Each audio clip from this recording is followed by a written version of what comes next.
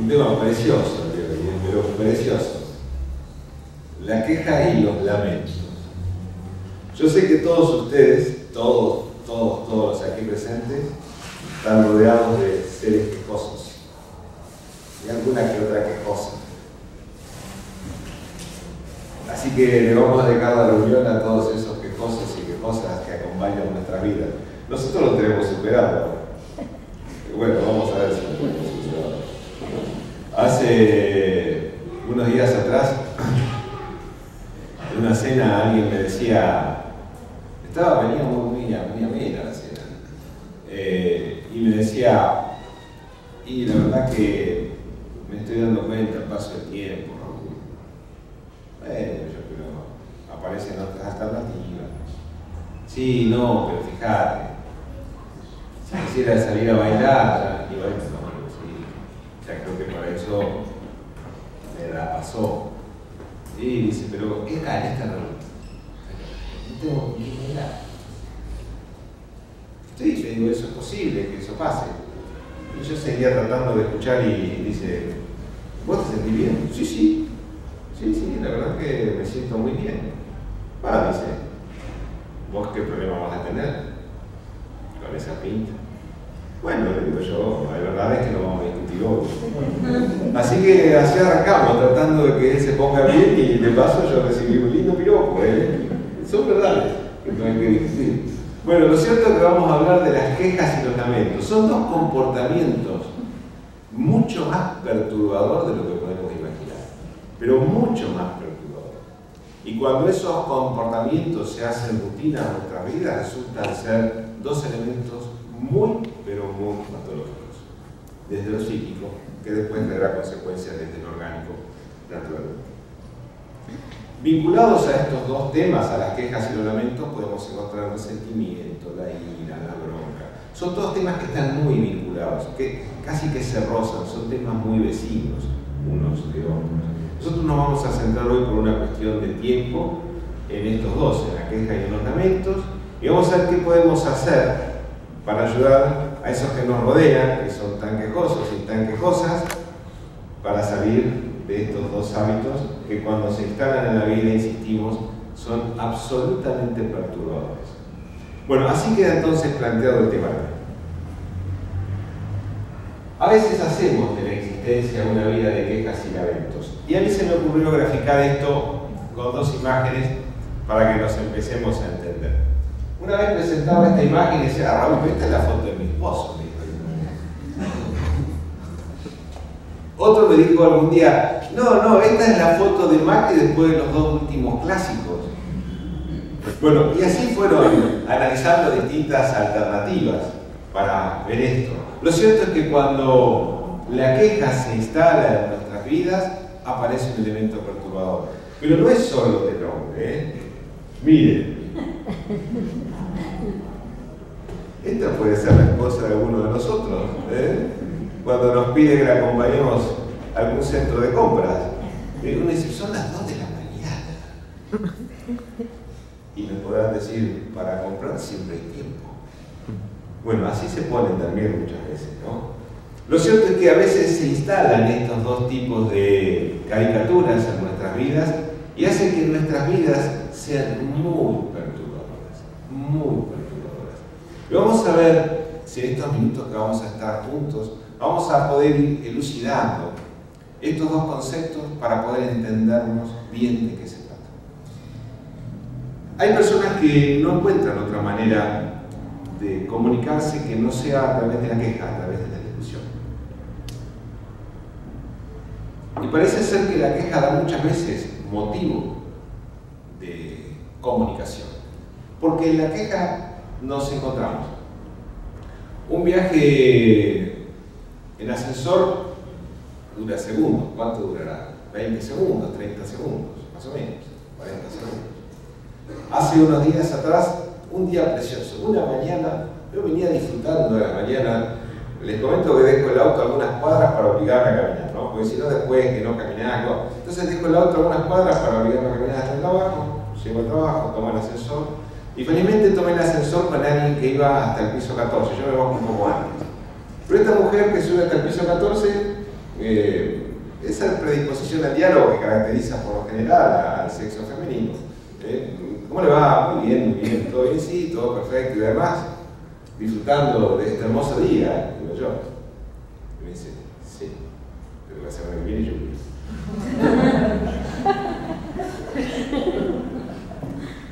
Hoy está hermoso, insistí. Pero el pronóstico no falla, más sin la lluvia. Hacen de la queja una forma de comunicación. Es casi una constante. Pero vamos a ver por qué sucede. Bueno, ¿por qué nos quejamos?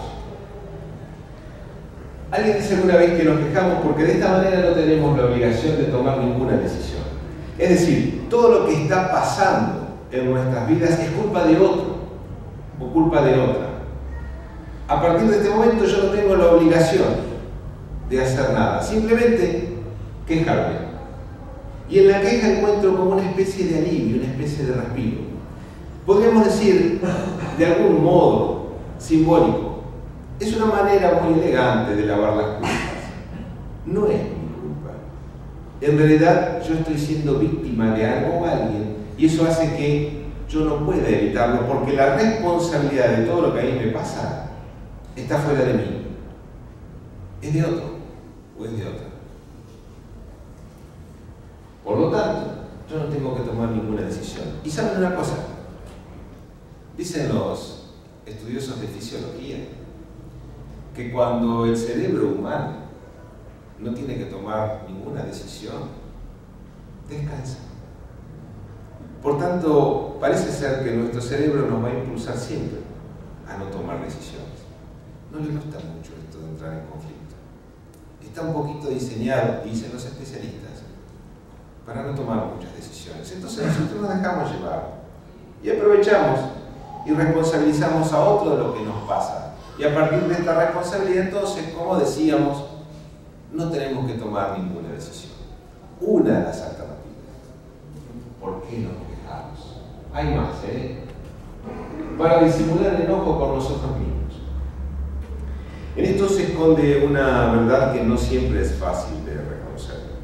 Muchas veces en este elemento perturbador está centrada esta realidad en la que yo no me acepto. No me quiero como soy, no acepto como soy. Por tanto, nada de lo que yo haga está bien. Y al no aceptarme como soy, me enojo conmigo mismo. Pero como no quiero aceptar que estoy enojado conmigo mismo, porque no me acepto como soy, me enojo.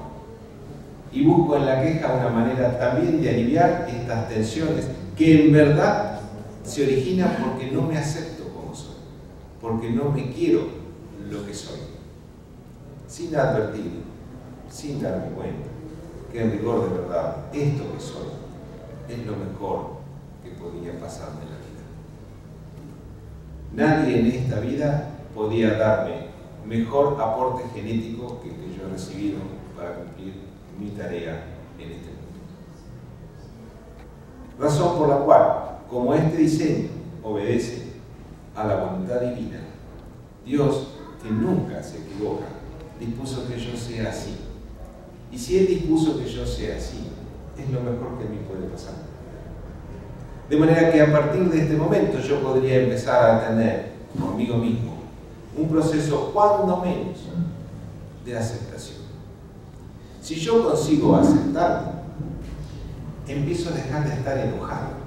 Y si empiezo a dejar enojado, este elemento perturbador que es la queja, empieza a desaparecer de mi vida. A partir de esta aceptación.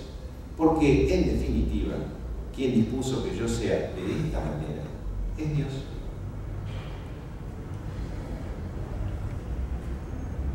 ¿Por qué nos quejamos? Estamos programados para estar en guardia contra lo que nos puede hacer daño y matarnos. Por eso nos fijamos en lo malo.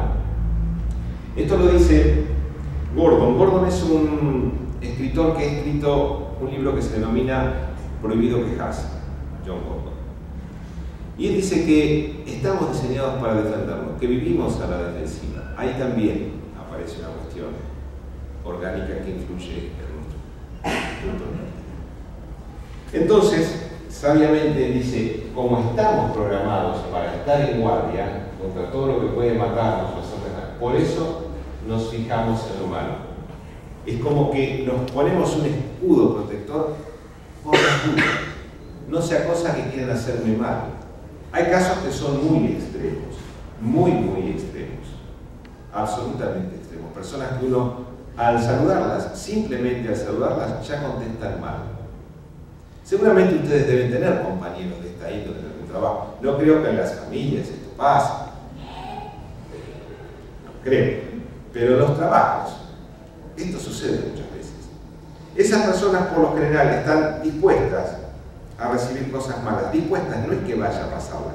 Tienen la predisposición, entonces por las dudas contestan mal. Entonces uno va queriendo entablar un diálogo medianamente simpático y cuando uno saluda, no vino nadie, dice, no, yo te saludé primero. Buen día. Están en guardia permanentemente, por miedo a ser atacados, por miedo a ser lastimados. Parece ser, según este autor, el libro se llama Prohibido quejarse, parece ser que eso es porque tenemos un diseño que para evitar aquello que puede dañarnos o matarnos, nos ponemos de esta forma en una actitud defensiva, coartando todo tipo de comunicación. Y aparece otra vez la forma de comunicarnos, la queja. La queja. ¿Qué le vamos a hacer? Por ejemplo, en este momento el micrófono empezó a fallar. Yo tengo dos alternativas. O buscar un lado positivo y decir, si falla el micrófono empezaré a los gritos, tengo voz fuerte, no pasa nada. O tengo la otra alternativa. No me lo regalaron, este lo pagamos en la sociedad.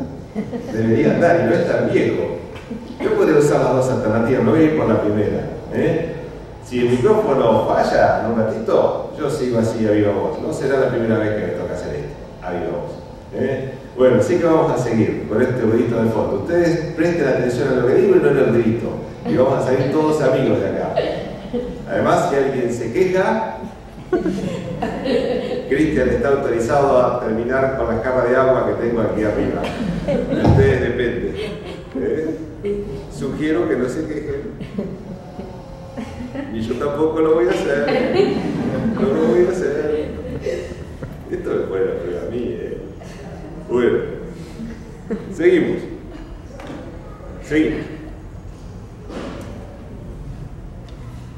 ¿Y qué se esconde en el lamento? Son cosas parecidas. Es como que la queja y el lamento son primos hermanos, ¿vieron? Están muy pegaditos. Lo mismo la ira, son cosas que están, la bronca, son cosas que están muy... ¿Pero qué se esconde en el lamento?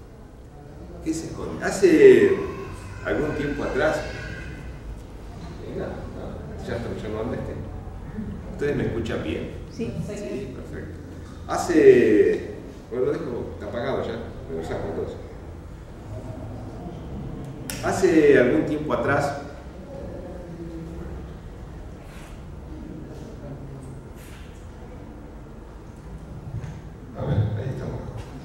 Hace un tiempo atrás me decía una amiga que... Además estoy tranquilo porque no la veo en la reunión. Bueno, ella me decía hace un tiempo atrás, ella tenía el hábito, perdón, de, yo les diría, 3 veces por semana. O un mensajito, o una llamadita para algún lamento. Y yo decía, ¿cómo podría ser para que deje de hacer esto? Y le digo, fulanita, era una mujer, no está en esa cosa, así que hablo tranquilo. Fulanita, vamos a hacer una cosa. El día que vos tengas una noticia buena, vos me vas a mandar un mensaje. Hasta que no tengas algo bueno para contarme, no me mandes ningún mensaje, no me llames, porque alguna cosa buena tiene que pasarte alguna vez. No puede ser que solamente me cuentes todo lo malo. Algo bueno. Bueno, está bien, me dice. Está bien. Aceptó el desafío. Y yo llevaba 3 días ya controlado. No recibí ningún mensaje.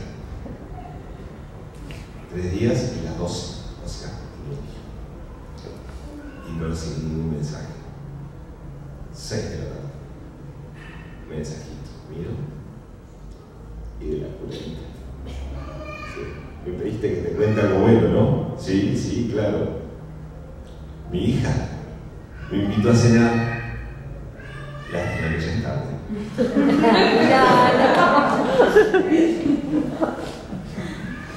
Tenemos ese comportamiento perturbador.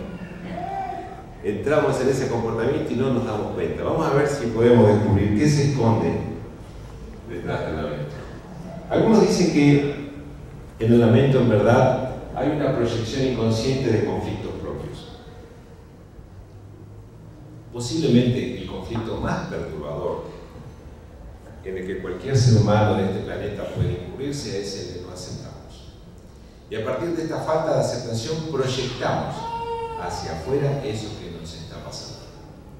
Cuando nos encontramos delante de este conflicto, que es la no aceptación de nosotros mismos, que parte en definitiva de no aceptar esta versión de Dios que hizo de nosotros esto que hoy somos, proyectamos esa queja hacia los demás y vivimos, al igual que con la queja, lamentándonos.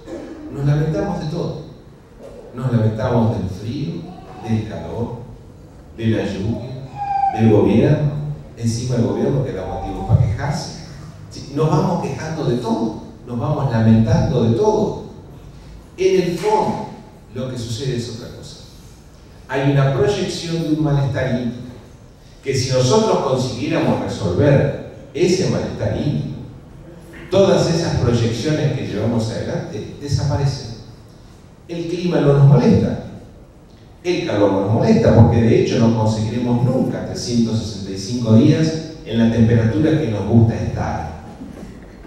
Porque además, después, en el día 364, digamos, ya estamos hartos de tener esta temperatura. Cuando llega el frío, no vemos la hora de que venga el calor, y cuando estamos en calor, ya podría pasar. Y estamos en el frío y ya no aguantamos más.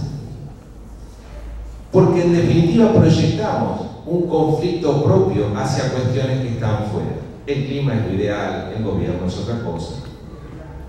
Los jefes, las familias, los esposos víctimas de esta cuestión, las esposas también víctimas de esta cuestión. En definitiva proyectamos cuestiones que están dentro y que son conflictos muy arraigados, que a la sazón, si fueran tratados con la terapia adecuada, la terapia psiquiátrica, psicológica o, naturalmente, la que nosotros ofrecemos, la terapia empírica, estas cosas empezarían a resolverse y todo aquello que nos genera lamento desaparece, porque en verdad está desapareciendo la causa que me está generando. ¿Qué se esconde en el lamento? Alguien dijo alguna vez, válidamente, y en esto Juana de Ángeles, la mentora de Divaldo Franco, tiene muchísimo escrito y recomendamos cualquiera de sus obras, se van a deleitar, se van a deleitar. En el lamento podemos encontrar un mecanismo de fuga. Ustedes podrán decir, equiparable por ejemplo a la droga, equiparable al alcohol, al cigarrillo, considerándolos a todos estos como mecanismos de fuga. Sí, sí. Porque como en el lamento hay un conflicto íntimo que yo no estoy resolviendo, me escapo lamentándome de todo. Podría escaparme también a partir de la droga, a partir del alcohol, a partir del cigarrillo. Sin embargo, elijo otra forma para disparar de esa situación y me disparo lamentándome. Descargo esa frustración que siento lamentándome. Por tanto, aparece el lamento también, o se esconde en el lamento, un terrible mecanismo de fuga. Sigue siendo la misma conducta perturbadora la que estamos tratando. Cuando nos lamentamos, nuestro cerebro libera hormonas, esto lo dice John Gordon también, que cuando nos lamentamos, nuestro cerebro libera hormonas de estrés que dañan las conexiones neuronales, dando a entender que es muchísimo más grave de lo que imaginamos. Cuando nuestras conexiones neuronales se dañan, ¿saben qué es lo primero que pasa, chicos? Chicas, empezamos a tomar decisiones equivocadas. Cometemos muchísimos más errores de lo que imaginamos, porque nuestras conexiones neuronales están afectadas a partir de esta conducta constante, perturbadora, este conflicto que deriva en un lamento. Nos lamentamos de todo. Afectan las conexiones neuronales y todo lo que hagamos es pasible de ser equivocado. No es que el resto no vaya a equivocarse, pero cuando vivimos de esa forma, lamentándonos, centramos tanto la atención en el malestar que no podemos pensar en otra cosa. Todo nos parece que nos pasa a nosotros. Nos transformamos en víctimas de todo, en este mecanismo de fuga y de lamento. Contábamos alguna vez una historia muy simpática, muy simpática, conocida de las tierras de donde yo vengo. Una mujer en su familia había tenido 3 hijas, las 2 hijas mayores habían conseguido casarse. Y la más chica de ellas no se casó. Entonces vivía con los padres, durante mucho tiempo vivía con los padres. Y realmente era la más bonita de las 3 hermanas, era justamente la que había quedado soltera. No se había casado. Y vivía con los padres. Y naturalmente, dadas sus características, había pretendientes, y había buenas partidas, como decían en el campo, buenos pretendientes. Pero había algo que en ella ejercía como una especie de barrera, algo invisible pero barrera al fin, que impedía que ella pudiera salir adelante de esta situación. Y no se casaba. Y alguna vez se me ocurrió conversar un poco para ver qué pasaba sobre este tema. Y la historia es parecida a esta que yo voy a contarles. Cuando ella aparecía un candidato con firmes pretensiones, la madre, que había quedado con ella viva, el padre había fallecido, le decía: salí, fulanita, no hay problema. Salí, divertite. Hacé lo que tengas que hacer. Si cuando vuelve yo estoy muerta, vos no te preocupes. Imagínense esta hija, cómo vivía su vida. A veces las personas tienen esa particularidad tan hábil, tan fuerte, son manipuladores extraordinarios de la voluntad ajena. Nos manipulan de tal forma, no nos damos cuenta. Se victimizan de tal manera que todo lo que hagamos nosotros va a repercutir desfavorablemente en ellos. De verdad que hay que tener también mucho cuidado con estos manipuladores y con alguna que otra manipuladora que también existe. Lo cierto es que detrás del lamento aparecen estas conexiones neuronales que se dañan como consecuencia de esta cosa. ¿Y qué podemos hacer? Ya vamos terminando. ¿Qué podemos hacer? Yo le preguntaría a cualquiera de ustedes si tendría la respuesta y mucho más acabada de lo que yo voy a dar, pero permítanme esgrimir la que nosotros hemos preparado. Yo sé que ustedes saben qué hay que hacer, pero a ver si les gustan estas alternativas. Por ejemplo, analizar la frecuencia con la que nos quejamos. Porque naturalmente todos tenemos motivos de queja. No es que está prohibido quejarse. Lo que hace mal es vivir quejándose, es hacer de la queja una conducta repetitiva que genera el hábito y que después yo no pueda salir de él. Entonces, tengo que analizar. No preguntarle al que está al lado, porque el que está al lado posiblemente aumente un poco el veredicto, digamos. No. Nosotros mismos. La palabra analizar es una de las palabras más lindas que existen.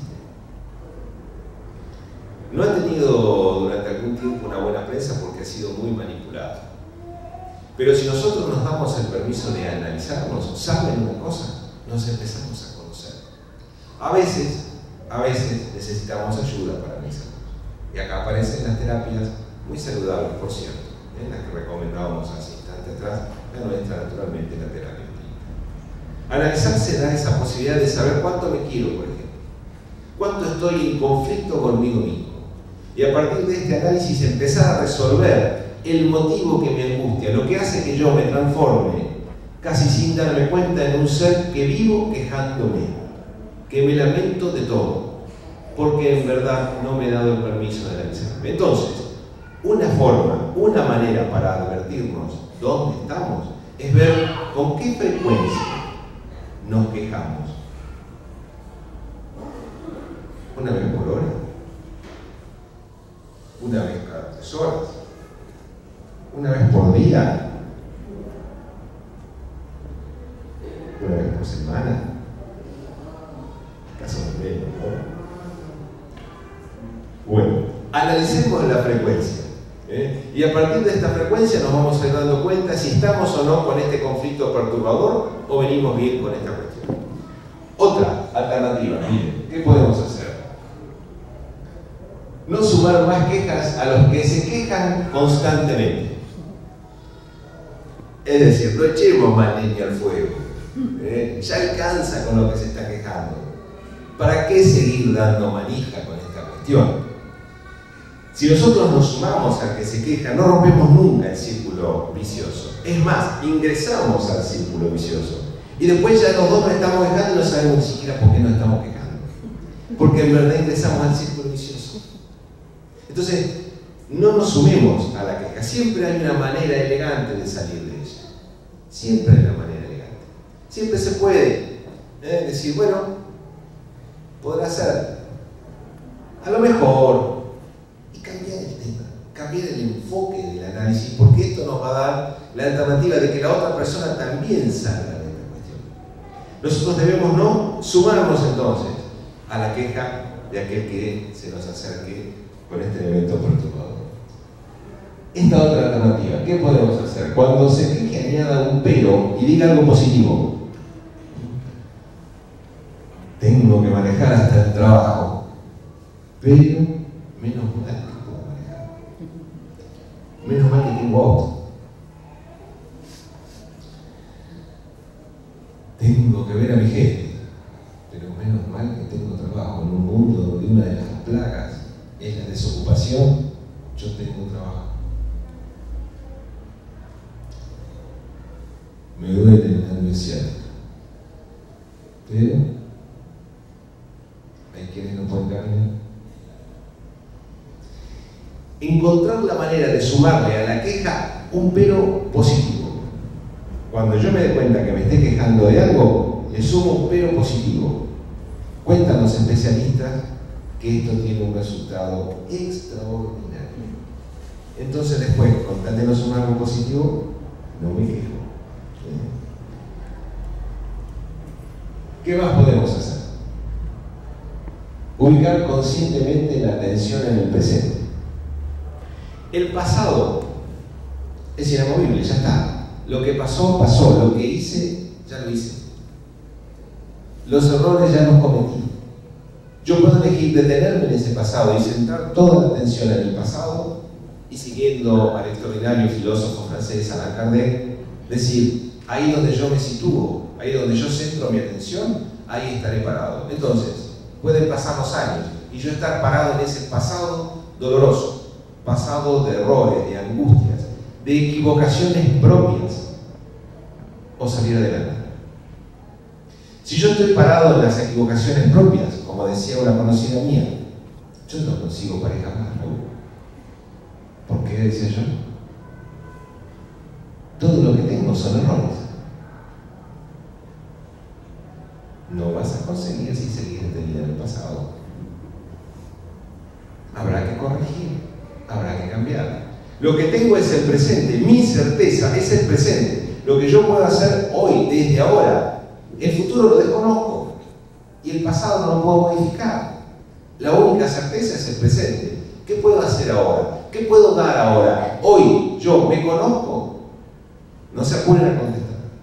Me conozco. No se apuren. Porque conocerse implica también saber cuánto uno es capaz de dar.